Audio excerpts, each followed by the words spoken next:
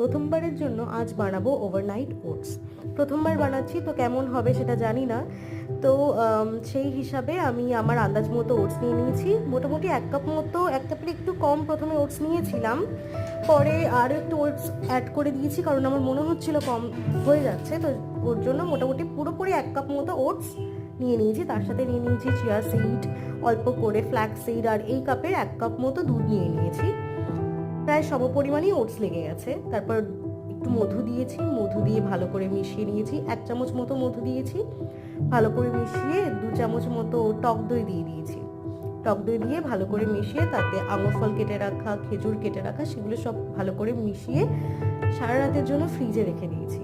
এবার পরের দিন সকালে যখন আমি বের করে এটাকে খেয়েছি, সত্যি ভালো লাগছিল খেতে। আমি আশা করিনি এতটাও ভালো হবে, তবে এই কোয়ান্টিটিতে মেশালে মনে হয় ভালো লাগবে, কারণ আমার খুব ভালো লেগেছে।